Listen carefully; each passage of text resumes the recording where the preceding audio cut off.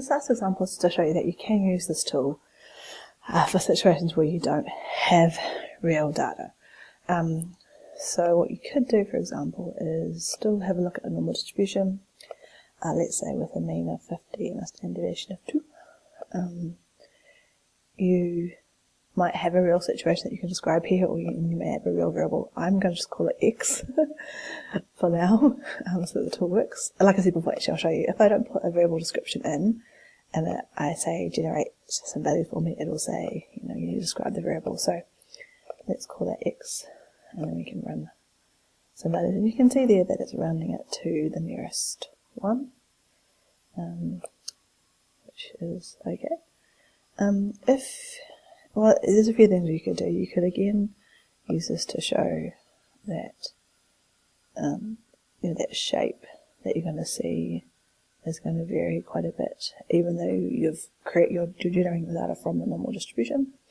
The other thing that you could do is you could show kind of what happens when you do a larger number of values. Again, for some reason, it's chopping off the axes, which is a bit weird, so you might have to play around with that. I apologise for that, I'm not too sure why it's doing that at the minute. Actually, I'll just go to there. Okay. So yeah, so now when we do 1,000 values, you can still there's actually still quite a bit of movement here for the normal. If you do 10,000, you can see there's not as much. Okay, I don't know if 100,000 works. It may do, but it may take a while. And so you can do various things that you might want to do with normal distribution as well in terms of these values here. Okay, if I look at something like what I might do at level 2, which is to use discrete random variables, I could set up one. I've only set this up sort of initially so that you can define a discrete random variable that's got 5 outcomes. So it's sort of somewhat limited, but for example, you could do that really, annoying example, apple, pineapple, what is that, strawberry? I don't even know what the flavours are. What am I thinking of?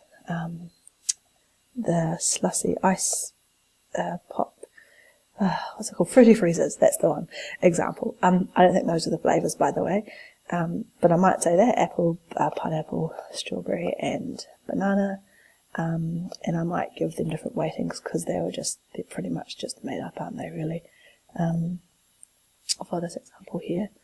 I'll just show you something as well. If you try to set up a discrete random variable where the probabilities don't add to 1, it should give you a warning. I'm going to look at how many times I'd have to buy these icebox until I get a full set.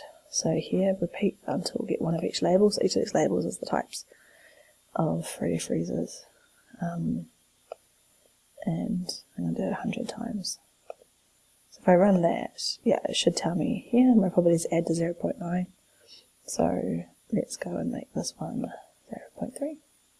And then if I run that, now you'll see those are my 100 values. So that's like me repeating a simulation 100 times. I guess it's like 100 trials of buying Icebox until I've got a full set. And so from that you can do all the things that you might be expected to do. For example, it would take you on average 11 attempts before you got a full set, and how likely is it that it will take you no more than 10 days included?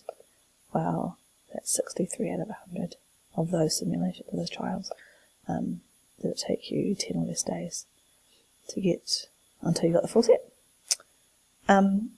So there's other things you can play with, but hopefully that gives you a good introduction to how to use the tool. And let me know if you have any questions or any kinds of feedback on that.